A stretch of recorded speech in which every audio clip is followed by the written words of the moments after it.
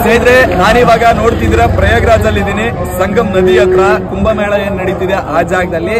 ಇಲ್ಲಿ ಏನಪ್ಪ ವಿಷಯ ಅಂತಂದ್ರೆ ಸ್ವಲ್ಪ ಜಾಸ್ತಿ ಚಳಿ ಇದೆ. ಇನ್ನೊಂದೇನು ಅಂತಂದ್ರೆ ಈಗ ಹೊರಗಡೆಯಿಂದ ಬರೋರು ಕೆಲವರು, ಆಮೇಲೆ ಇನ್ನೂ ಕೆಲವರು ವಿಡಿಯೋ ಎಲ್ಲ ಹಾಕಿದ್ದಾರೆ. ಏನಂತ ತುಂಬಾ ರಶ್ ಇದೆ, 8 ಕಿಲೋಮೀಟರ್ ಪಬ್ಲಿಕ್ ಟ್ರಾನ್ಸ್ಪೋರ್ಟ್ ಎಲ್ಲ ನಡ್ಕೊಂಡ್ ಬರ್ಬೇಕು, 8 ಕಿಲೋಮೀಟರ್ ಅಂತ ಹಂಗೇನಿಲ್ಲ. ನಿಮ್ ಬೈಕು ಅಥವಾ ಕಾರ್ ಇದ್ರೆ ಸೀದಾ ಇಲ್ಲೇ ನದಿ ಹತ್ರ ಬರ್ಬೋದು. ಡೈರೆಕ್ಟ್ ಗಾಡಿಗಳನ್ನ ತಗೊಂಡು ಒಳಗಡೆ ಬಿಡ್ತಾರಲ್ಲೋ ಇದೆ. ಅಥವಾ ಬೈಕು ಕಾರ್ ಇಲ್ಲ, ಬಸ್ಸಿಗೆ ಬಂದಿದ್ದೀನಿ, ಟ್ರೈನಿಗೆ ಬಂದಿದ್ದೀನಿ ಅಂದ್ರೆ ಆಟೋಗೂ ಬರ್ಬೋದು. ಆಟೋ ಕೂಡ ಇದೆ, ಒಳಗಡೆ ಆರಾಮಾಗಿ ತಂದು ಬಿಡ್ತಾರೆ ಇಲ್ಲೇ ನದಿ ಹತ್ರ. ಹಂಗೆ ಇನ್ನೊಂದೇನು ಅಂತಂದ್ರೆ ಜರ್ಕಿನ್ ಗಿರ್ಕಿನ್ ಹಾಕೊಂಡ್ ಬನ್ನಿ, ಸ್ವಲ್ಪ ಚಳಿ ಜಾಸ್ತಿ ಅಲ್ಲ, ಸೊ ಹಂಗಾಗಿ ನೋಡಿ ಆ ಕಡೆ ಈ ಕಡೆ ತೋರಿಸ್ಬಂಗೆ.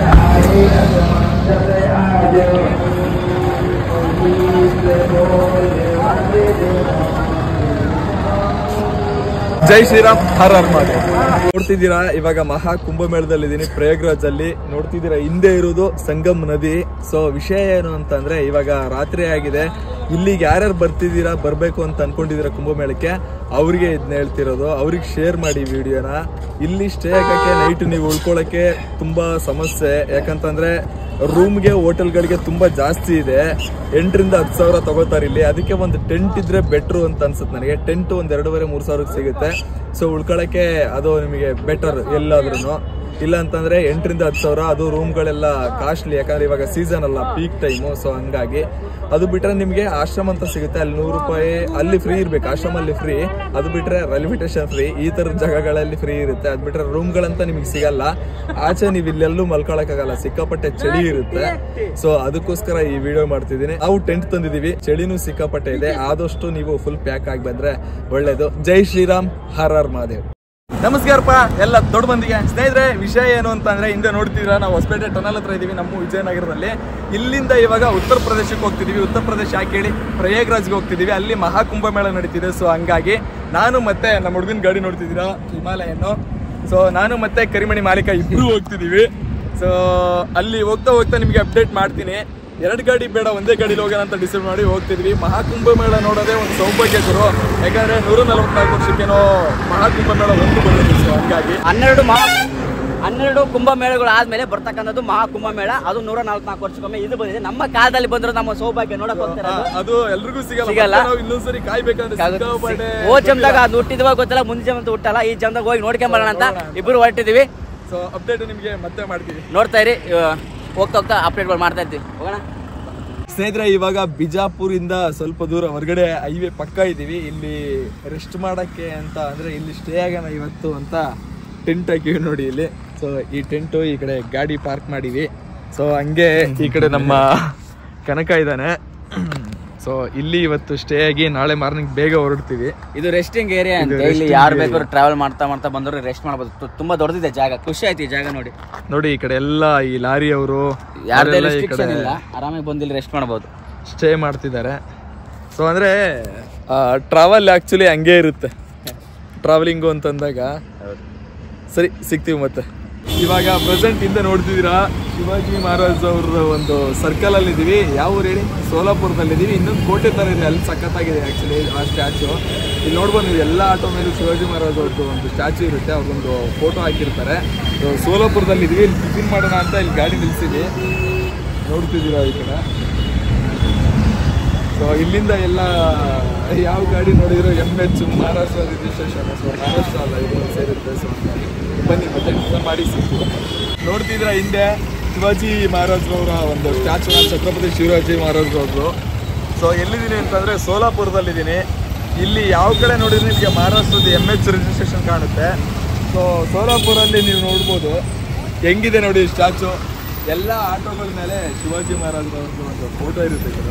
ಅದು ನೋಡಿ ನಾನು ಸಿಕ್ಕಾಪಟ್ಟೆ ಖುಷಿ ಆಯ್ತು. ಎಲ್ಲ ಕಡೆನೂ ಇದೆ ನೋಡಿ ಹೆಂಗಿದೆ ಅಂತ. ಸೋಲಾಪುರ ಇಲ್ಲಿ ಟಿಫನ್ ಮಾಡಿದ್ವಿ. ಸೊ ಇಲ್ಲಿಂದ ಮುಂದಕ್ಕೆ ಹೋಗ್ತೀವಿ. ಸ್ನೇಹಿತರೆ, ಶುಭೋದಯ ಎಲ್ರಿಗೂ. ಇವಾಗ ಟೈಮು ಸುಮಾರು 11:20 ಆಗಿದೆ. ವಿಷಯ ಏನು ಅಂತಂದರೆ ಸಿಕ್ಕಾಪಟ್ಟೆ ಚಳಿ ಇದೆ ಗುರು. ಈ ಕಡೆ ಎಲ್ಲ ನೋಡ್ತಿದ್ದೀರಾ, ಫಾಗು, ರೋಡೇ ಕಾಣಲ್ಲ, ಅಷ್ಟು ಚಳಿ ಇದೆ. ಗ್ಲೌಸ್ ಹಾಕೊಂಡಿದ್ದೀವಿ, ಹೆಲ್ಮೆಟ್ ಹಾಕೊಂಡಿದ್ದೀವಿ, ಆದ್ರೂ ಸಿಕ್ಕಾಪಟ್ಟೆ ಚಳಿ.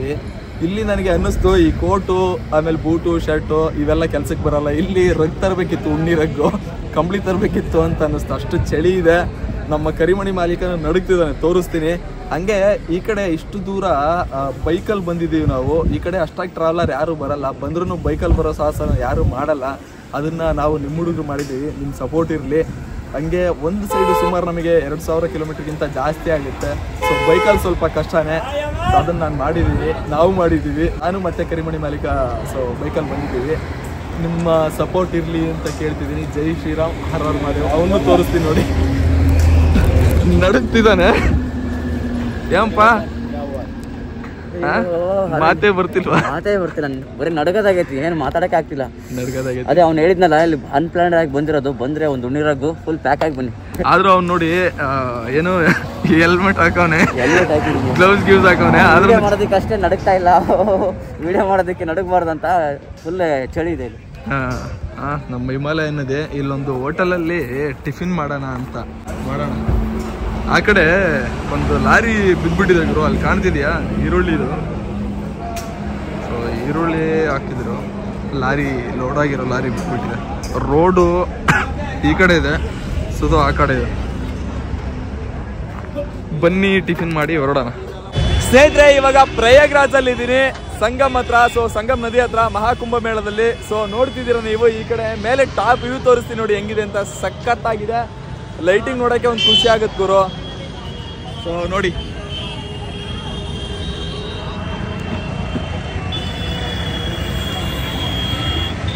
ಸಖತ್ತಾಗಿದೆ,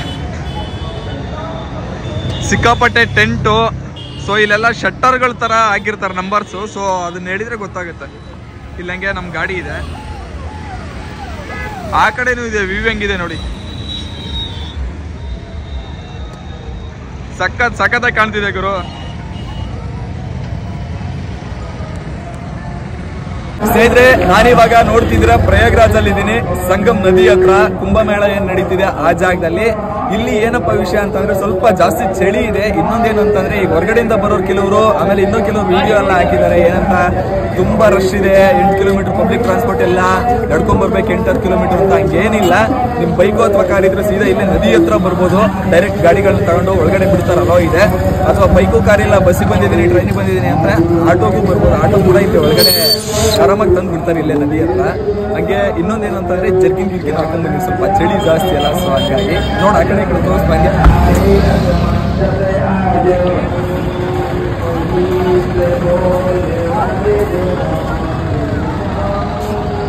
ಜೈ ಶ್ರೀರಾಮ್, ಹರ ಹರ ಮಹಾದೇವ್.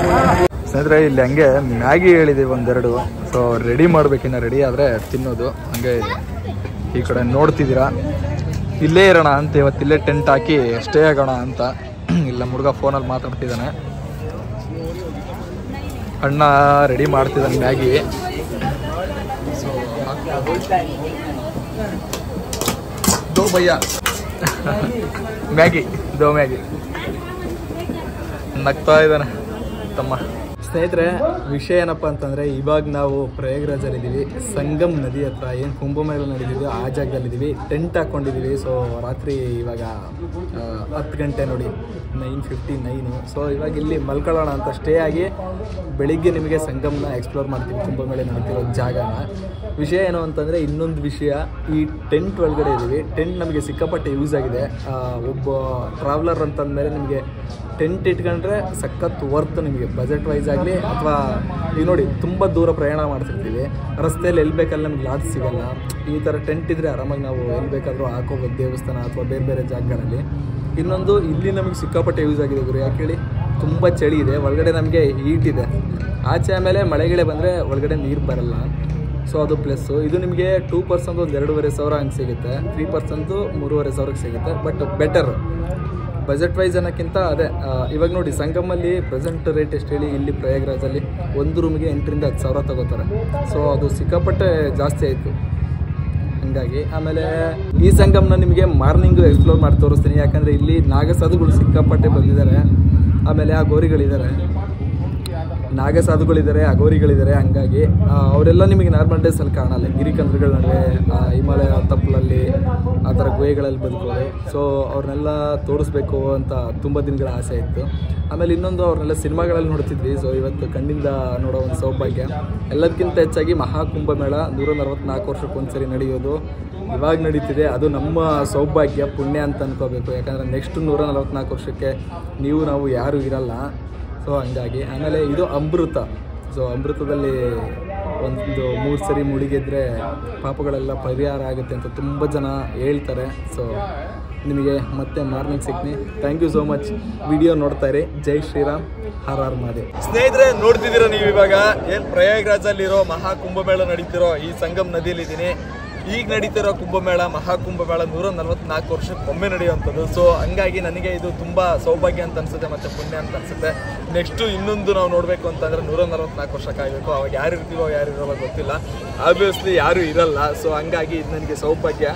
ಮತ್ತು ಇದು ಬರೀ ನೀರಲ್ಲ, ಆ್ಯಕ್ಚುಲಿ ಅಮೃತಕ್ಕೆ ಸಮಾನ. ನಿಮಗೆ ಪೌರಾಣಿಕ ಕಥೆ ಗೊತ್ತೇ ಇರುತ್ತೆ. ಸೊ 4 ಕಡೆ ಮಹಾಕುಂಭಮೇಳ ನಡೆಯುತ್ತೆ, ಅದರಲ್ಲಿ ಈ ಪ್ರಯಾಗ್ರಾಜ್ನ ಸಂಗಮ್ ಕೂಡ ಒಂದು. ಸೊ ನಾನು ನಿಮಗೆ ಇವಾಗ ಪ್ರಯಾಗ್ರಾಜಲ್ಲಿ ಏನು ನಡೀತಿದೆ ಕುಂಭಮೇಳ ಬೇರೆ ಎಲ್ಲ ತೋರಿಸ್ತೀನಿ. ಹಾಗೆ ಆ ಕಡೆ ಈ ಕಡೆ ನೋಡಿ ಹೆಂಗೆ ಇದೆ ಅಂತ.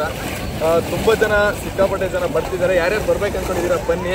ಸೊ ಸಾಧ್ಯವಾದಷ್ಟು ಜನ ಬಂದರೆ ಒಳ್ಳೆಯದು, ಯಾಕಂದರೆ ಇಂಥ ಚಾನ್ಸ್ ಮತ್ತೆ ನಿಮ್ಗೆ ಸಿಗಲ್ಲ. ಸೊ ಬನ್ನಿ ಅಂತ ಹೇಳ್ತೀನಿ. ಹಂಗೆ ಈ ಕಡೆ ನಾಗಸಾಧುಗಳು ಮತ್ತು ಅಗೋರಿಗಳಿದ್ದಾರೆ, ಅದನ್ನು ಆಗಲೇ ತೋರಿಸ್ತೀನಿ ಅಂತ ಹೇಳಿದ್ದೆ. ಇವಾಗ ಕೂಡ ಹೇಳ್ತೀನಿ, ತೋರಿಸ್ತೀನಿ. ಯಾಕಂದರೆ ಅವರು ಎಲ್ಲಿ ಬರ್ತಾರೆ ಎಲ್ಲಿ ಹೋಗ್ತಾರೆ ಯಾವಾಗಲೂ ಸಿಗಲ್ಲ ನಿಮಗೆ. ಬನ್ನಿ ತೋರಿಸ್ತೀನಿ. ಸೊ ಇವಾಗ ಹೊರಡ. ಹಂಗೆ ಈ ಕಡೆ ಈ ಆರ್ಸ್ ಎಲ್ಲ ಇದೆ ನೋಡಿ, ಕುದುರೆಗಳು. ಸೊ ಅವರೆಲ್ಲ ಈ ಪೊಲೀಸ್ ಅವರು ನದಿ ಹತ್ರ ಇವರು ಕುದುರೆ ಸವಾರಿ ಕೂಡ ಮಾಡ್ತಾರೆ. ಆ ಕಡೆ ಈ ಕಡೆ ಎಲ್ಲ ನೋಡ್ಕೊಳಕ್ಕೆ. ಇವು ಆ್ಯಕ್ಚುಲಿ ಏನು ಹೇಳ್ತಾರೆ, ಈ ಬಕ್ಕ ಅಲ್ಲ, ಇದು ಏನು ಪಕ್ಷಿ? ಇದು ಹಂಸ ಪಕ್ಷಿ. ಇದು ಬೇರೆ ಥರ ಹಂಸ ಪಕ್ಷಿ.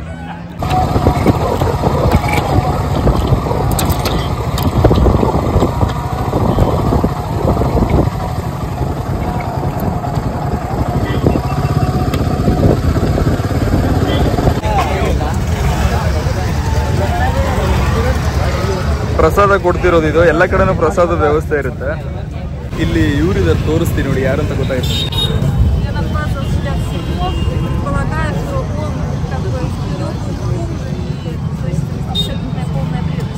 ಇಷ್ಟಿದ್ದಾರೆ ನೋಡಿ ಇವಾಗ ಪ್ರೆಸೆಂಟು ಜನ ಇರೋದು.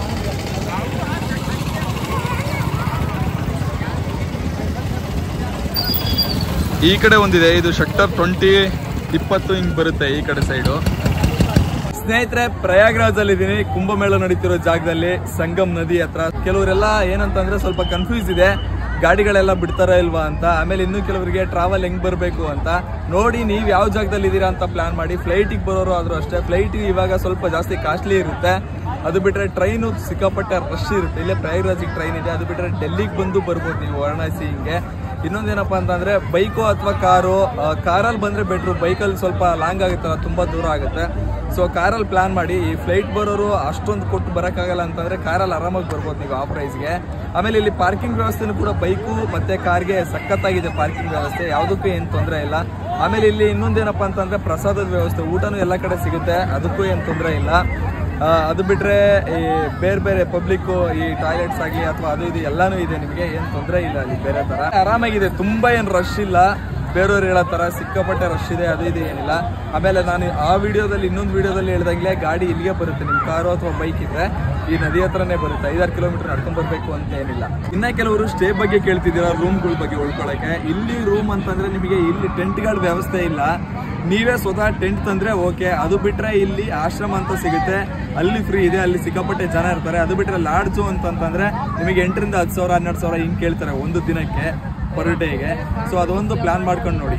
ಸರಿ ಸ್ನೇಹಿತರೆ, ಬನ್ನಿ. ಜೈ ಶ್ರೀರಾಮ್, ಹರ್ ಹರ್ ಮಹಾದೇವ್. ನೋಡ್ತಿದ್ರೆ ನೀವು ಇವಾಗ ಪ್ರಯಾಗ್ರಾಜಲ್ಲಿ ಕುಂಭಮೇಳದಲ್ಲಿದ್ದೀನಿ, ಏನು ಮಹಾಸಂಗಮ ಹತ್ರ. ಇಲ್ಲಿ ಕುಂಭ ಏನು 144 ವರ್ಷಕ್ಕೆ ಒಂದ್ಸರಿ ಆಗೋ ಮಹಾ ಕುಂಭಮೇಳದಲ್ಲಿ ನಾವಿರೋದು. ಅದೊಂಥರ ನಮ್ಗೆ ಸೌಭಾಗ್ಯ ಮತ್ತು ಪುಣ್ಯ. ಅಮ್ಮ ಇದ್ದಾರೆ, ಇವ್ರು ನಂಬಾಗ್ದವ್ರು, ಕೊಟ್ಟೂರವರು. ಆಮೇಲೆ ಇಲ್ಲಿ ಮಹಾನ್ ನಾಗಸಾಧುಗಳೆಲ್ಲ ಇದ್ದಾರೆ. ಸಿಕ್ಕಾಪಟ್ಟೆ ಶಕ್ತಿ ಇರುತ್ತೆ ನಾಗಸಾಧುಗಳಿಗೆ. ಇವ್ರು ನಿಮಗೆ ಬೇರೆ ಟೈಮಲ್ಲಿ ಕಾಣಲ್ಲ, ಅಪರೂಪ ನಿಮಗೆ ಕಾಣೋದು.